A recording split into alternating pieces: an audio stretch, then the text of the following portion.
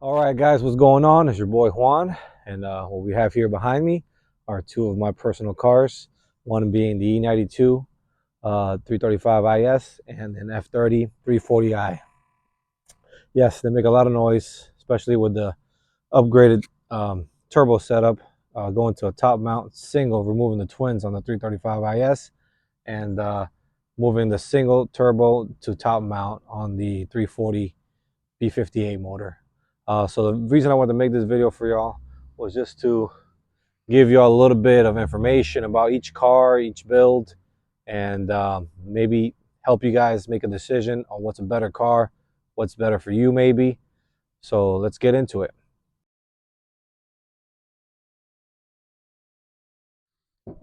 All right, y'all, the first notable difference in this E92 335 IS versus this F30 340 is that the E92 335 IS is a DCT 7-speed transmission, which is, dual clutch transmission for those who don't understand. And then this one's just a straight standard 6-speed transmission. So the benefit to each one is the DCT is obviously going to be a faster shifting transmission.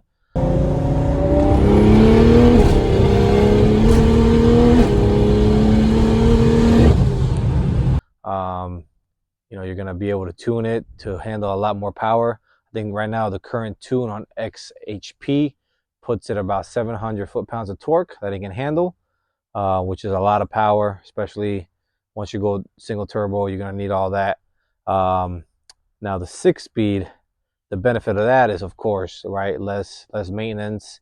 Once you got a nice upgraded clutch, you're able to just kind of shift as you like and not worry too much about slipping trans or jacking up the trans like you would in an auto.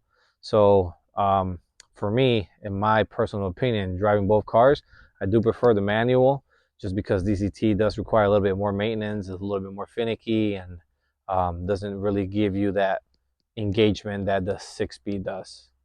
Okay, the next thing we're going to talk about is the maintenance on these cars, right? Which car requires more maintenance, which car does better long term without having to replace a lot of things. Okay, all right, y'all, before I get into maintenance, I want to talk to you guys about the actual motor, around how much power it can handle and how reliable it is. So if you guys know, this is the N54, which started in 2007 and went all the way up to 2012 on the 335 IS and 2010 on the non-IS. So this motor is known to have forged rods, I believe a forged crank, but not forged pistons, which this is where you see a lot of problems with these cars, is that they get bad ring lands or cracked pistons. So I would say on a twin setup, I wouldn't trust a car to be at more than 600, 630 wheel. And on a single setup, I would say this car could probably handle north of 700, maybe 730, 750, just to keep it happy. And who knows how long that will last, but I think that's kind of where you're looking at as far as the limits on a stock block, and you being able to get some use out of it. Now for the B58, the problem that a lot of people are having is that they don't know the limits as much because of the automatic transmission amounts. So there's a ton of automatic transmissions out for this car, and not a lot of 6-speeds. So the problem that people are having is that they're slipping transmissions before they reach the limits of the engine. There's been several people doing 800 on the dyno, 750 all day, and the cars don't seem to really be budging, which is great. But then, of course, the automatic transmission can't keep up with the demand. With the N54, the B58 has forged rotating assembly and rods.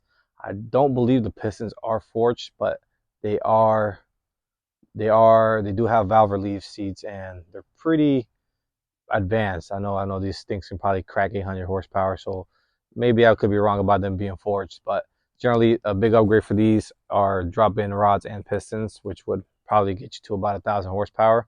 If I want to match that up with some ARP head studs and main studs. But overall, I mean, these things are stout. So I would definitely, as far as power goes, I would go with the B58. I think it can handle a lot more power, especially if you get you a 6-speed. Okay, so next thing we're going to talk about is maintenance. Of course, everybody wants to know maintenance. I had a few N54s, and this is actually my first B58 340. And this one's actually got 190,000, and this one's got 78,000.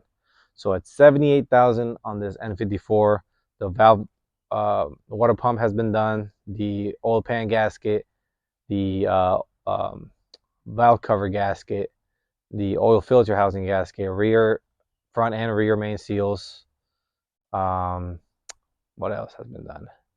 Injectors, cold packs, and spark plugs. Mainly the spark plugs and injectors were done, and the cold packs for the increased power of the top mount single turbo.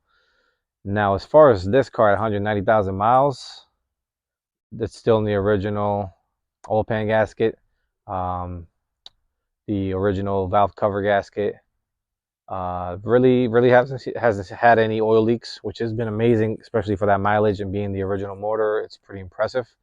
So I would say, as far as maintenance and what needs to be done to get the car kind of ready and going after you pick it up, the B58 definitely wins. It's also a whole lot newer, this being a 2016 and this being a 2012.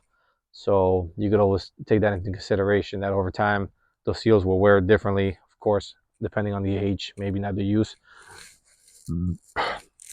So, all right, guys, next thing we're going to talk about is our interiors. Okay, let's talk about some BMW interiors.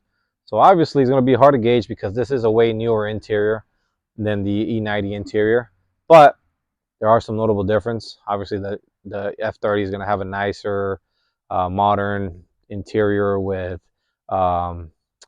actual lights on the door, which I don't even know what they're called right now, like accent lights. And I believe the E92 only has a few accent lights on the dome. So I will say that is a nicer add-on. And then the fact that you can change it from sport to white, and then some more newer models, you can actually replace or actually change any color you want. So that's a real nice touch. The seat material itself is much better than the F30. And I have seen 2012 F30s, 2013 that still have phenomenal interiors. And this being a 2012, overall looks good in the inside, but the seats do start kind of sagging. So you can tell that they definitely worked on upgrading the interior on the F30. So as far as how long an interior will last and the look of it, definitely take the F30, but the E92 is not far behind. Now let's talk about what power these cars are making right now. All right, guys, now let's talk about reliability and how much power these cars are actually making, right? So we obviously know that the B58 has become a more reliable engine, being newer, having things fixed, repaired, that the N54 had issues with, right? Such as injectors, coil packs, and also just better heat displacement, right? This one has a ton of covers around it that kind of keep the heat trapped in, so you don't get a lot of those really bad cold to hot cycles. So I would say this engine is way better insulated, which I think over the long-term lifetime of the car, it ends up being better. So I think that's all right, guys. Let's kind of talk about these setups that these cars have and how much power they're making. So this E92 is set up on, of course, the Dock Race twin scroll 6266 ball bearing turbo setup, and it's only being it only has fueling mod is a 525 Hellcat pump on E40 at about 23 psi, which it should be making close to 550, 575 wheel.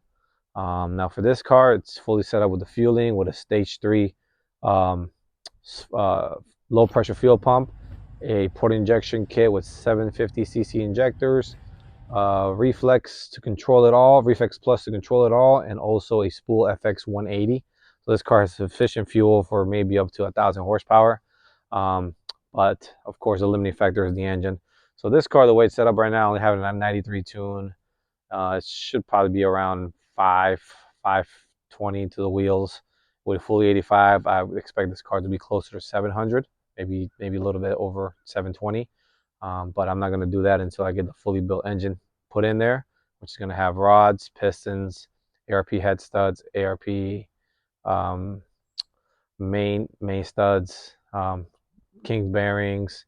I'm going to do a little work on the head with some maybe titanium valves and springs, but I don't want to go too crazy because you know how you can just go down a rabbit hole and spend as money as you want on these cars. So let's go ahead and I'm going to set a budget for myself, and then hopefully this will be a nice, reliable 800 to 900 wheel car that we can have some fun with, right? So the only thing I wanted to talk to you guys about is that if you are considering a manual, realize that there is no shift box fix.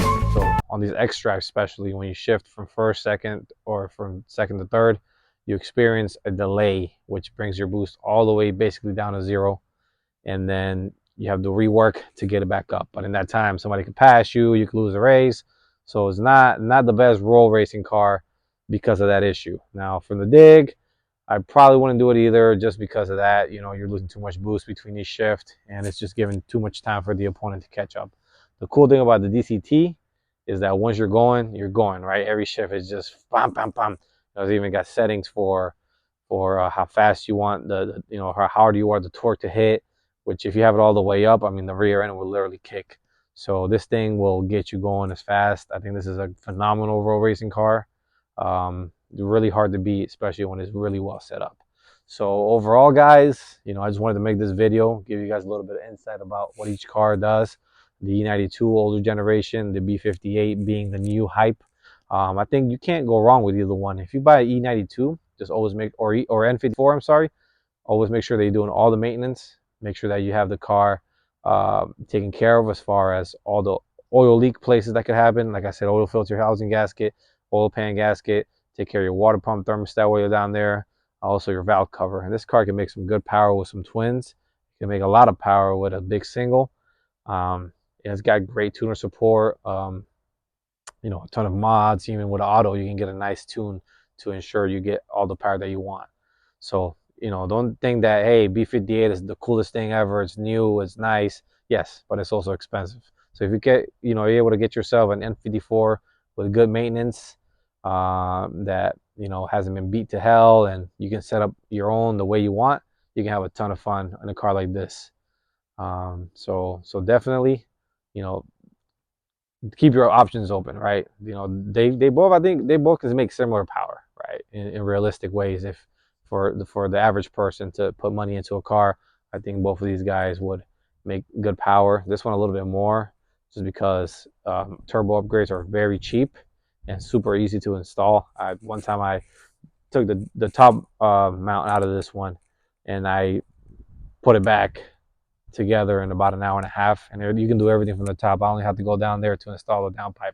Now with these, you guys know you have the drop subframe, and you know there's a ton of, since it's twins, it's got both coolant lines, both oil lines, so it gets a little bit more complicated and it's really tight. So I would always recommend that if you really do want to upgrade turbos and you want to make big power and you like to do stuff yourself, yeah, B58 is the way to go. But like I said, you're also spending a lot more money. But I think they're far more reliable than the E92 or E90 N54s or E80. I'm sorry, I'm forgetting all about all the other N54s that are out there. So, you know, even your E60 535s, which then with the N54s now. So make sure that when you're buying an N54, that you don't accidentally buy an N55. Looks similar, kind of closing years, but overall, that is the worst engine ever made, right? And if you do happen to have one and you're watching this video, do your rod bearings before you regret it. Those things are just known to fail at any given point. I think a lot of it has to do with the clearances and maybe the oil used, and the amount of start-stop there is. So I know they fixed that for the F30 with the new coated bearings, so you really won't have a problem with that. But yeah, so discussion's open. You know, anybody have any questions about any of these cars, you know, hit me up. Let me know. If you're looking for a great tuner, I can hook you up with that too. Also, great places to find parts. We can do it. So, all right, guys. Well, thanks so much for watching. I'm going to post a couple of racing videos with these cars so you guys can kind of see what each one can do. And then, you know, you guys let me know which one's your favorite, E92 or your B58. All right, talk to y'all later. All right, guys, before I let you go, a quick segment. Soon we're actually going to be raffling off cars. I'm not sure which way I want to do it. I'm not sure if I want to go with merchandise sales and entries, or if I just want to sell individual tickets to raffle off these cars. I don't want to start with these higher price ones, but I am going to be doing some cheaper, full bolt-on, reliable, maintenance-free E90s, E92 to start. So if you guys want to check that out, check me out on Juan's Cars on Instagram, also Juan's Cars on YouTube, and subscribe, check it out, send me a DM, and then I'll make sure that as soon as we have anything raffled off, you'll be the first to know. All right, thanks for watching, y'all. Appreciate it.